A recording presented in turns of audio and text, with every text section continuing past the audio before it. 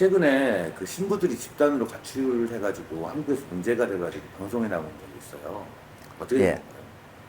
건가요? 저도 사실 어제 그 이야기를 들었거든요. 우리 신랑분이, 한 분이, 지금 진행하는 신랑분이 그 어떤 단톡방에 가입이 돼 있는데, 그 단톡방에서 이제 막, 그게 막 이슈가 됐는가 봐요. TV 프로에서 신부들 뭐 집단 가출 그러면서 이렇게 이제 방송을 하나 다뤘는데, 그 방송 내용이 이제 이렇게 보니까, 저도 자세히는 못 봤지만, 이제 옆에서 이제 어떤 내용이냐, 사실 잠깐 제가 신혼여행 중이라서, 진행 중이라서 이제 바빠서 못 봤어요. 그래 보니까, 신부들이 베트남 북쪽 신부들이 이제 어떤 한국에 와서 그렇게 뭐 빨리 여러 명이 이렇게 가출을 했는 것 같아요. 근데 최근에 바로 일어난 일은 아니에요. 대부분 TV 방송에서 그렇게 다룬 거는 보면은 이제 지난 일, 일어났던 일 이렇게 전체적으로 뭐 취합해서 막 이렇게 다룬단 말이에요. 그러니까 뭐 이쪽에 어떤 일이 무슨 일이 있었다, 저쪽에 무슨 일이 있었다. 그 방송에 다룰 때는 전에 뭔가 한꺼번에 동시에 일어난 것처럼 방송이 돼 버리니까 이제 큰 사건이 된 것처럼. 그런데 사실 이제 저희도 제가 지난달에도 상담을 사실 몇 건 하는 중에 그런 건수가 있었다고 해도 신부들이 오자마자 제가 그저께도 제가 한 분 상담을 받았어요. 신부가 오자마자 한 30일 정도 딱 돼서 외국인 등록증이 딱 나오자마자 없어져 버렸어요. 근데 이 신부들이 신랑이 하는 말이에요. 저하고 자기하고 다툰 것도 없고 어떤 일조의 언쟁이 없었답니다. 그 묵묵하게 기다리는 게, 그 신랑분도 하는 말이 외국인 등록증 나올 때까지 기다린 것 같다. 이런 이야기예요. 그러니까 처음부터 좀 계획적이 있는 신부죠. 그 정도면 눈치채지 않을 수 있잖아요. 그러니까 이제 신랑한테 신부가 대하는 게 조금은 소극적이 있죠, 분명히. 그러니까 실질적으로 결혼을 시키고 진행을 하고 또 신부가 신랑한테 대하는 거라든지 또 신랑분들이 조금 캐치를 하면 되는데, 그 신랑분도 사실 그쪽 결혼을 하는 업체에다 이야기를 좀 했대요. 하니까 아이, 한국어만 괜찮아, 잘 살 거야, 이렇게만 이야기하니까 사실 믿고 와서 한국으로 들어와서 이제 결혼 생활을 시작했죠. 그 결혼 생활 시작하니까 외국인 등록을 이제 신청을 하는데, 요즘은 외국인 등록을 신청하기 전에 신랑 신부가 출입국 관리소 국제결혼 어떤 교육을 받는 게 있어요. 그 교육을 받으면은 신부가 2년 동안 외국인 등록증을 줘요. 이게 교육을 안 받으면은 6개월. 그 저는 웬만하면 교육을 받지 말고 일단 6개월 외국인 등록을 받고 그 이후에 교육을 받고 다음 6개월 후에 연장할 때 2년을 받아라, 이렇게 이야기를 좀 많이 해요. 왜? 그 교육을 또 신청해서 신청 대기 기간도 있으니까. 그래서 이제 그렇게 했는데, 그분은 이제 교육을 빨리 받고 외국인 등록을 신청해주고 딱 외국인 등록증이 나오니까 그 다음날 사라져버린 거예요, 신부가. 그래서 또 결혼시킨 업체에다 이야기하니까 뭐 좀 기다려봐라, 돌아올 수도 있다, 막 이러면서 이제 어제 저한테 상담이 왔었어요. 그분들도 돌아온다고 하는 분이 그렇게 처음부터 그거는 계획적이잖아요.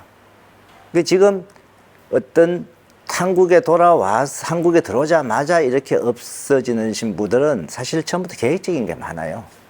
근데 그러니까 이 결혼 진행하는 동안에 그걸 반드시 찾아내줘야 돼요. 저희도 제가 신부들한테 딱 하는 말이 그 말이잖아요.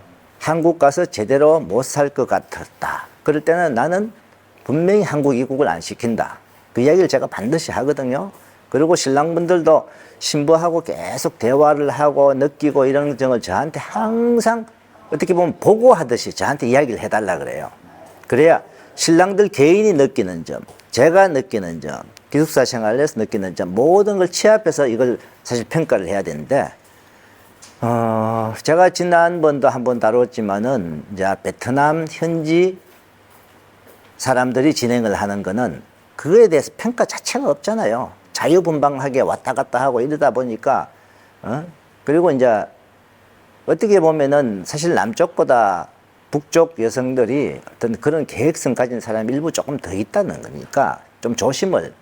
제가 사는 누누이 이야기지만은 이 신부가 제대로 살 수 있는 신부인지 파악은 신랑분이 사실 제일 잘 알아요. 근데 신랑분이 제일 잘 알았을 때 그걸 업체에 이야기해봤자 업체 사장님들은 괜찮아 괜찮아 이렇게 무마를 시킨단 말이에요. 어? 그러니까 그걸 신랑분이 파악을 하고 느끼는 걸 딱 그대로 본인이 생각해야 돼요. 어떤 신랑분들이 이 신부들에 대한 보통 딱 마음을 본인이 느끼면은 그걸 업체 사장님들하고 상의를 해서 업체 사장님들이 무조건 아 괜찮다고 해서 본인이 그걸 믿으면 안 돼요. 무조건 시간을 좀 더 입국을 좀 늦추든가. 그리고 사실 또 이틀 전에 저한테 상담 오신 분이 한 분 있어요. 그분은 신부가 자기에 대한 마음이 좀 약한 것 같다. 어떻게 해야 됩니까? 그러면 좀 더 두고 보세요. 본인이 한 번 더 와서 만나보고 신부가 본인한테 어떻게 대하는지 모든 과정을 한 번 더 겪어보시고 그 다음에 입국 날짜를 정하세요. 비자까지 받았대요. 그래서 그런 절차를 한 번 더 거쳐보고 그 다음에 본인이 진짜 아 이거는 신부가 나에 대한 마음이 있다 없다 본인이 제일 잘한단 말이에요. 그 한국에서 가출한 분들 제가 만나서 보면은 어떻게 하냐. 자 1차 때 진행할 때는 다 잘했대요. 그 다음에 어떤 중간 과정에서 서로 연락하고 할 때 좀 전화 안 받는 게 좀 많았어요. 그럼 2차 들어갈 때 본인한테 반기는 점이 어때요? 하면은 좀 미징미징해요. 신랑이 베트남에 와서 신부를 만나러 왔잖아요. 그러면은 신부가 아주 반가워해야 정상이 되는 거죠. 근데 반가워한 마음이 있는 둥 없는 둥.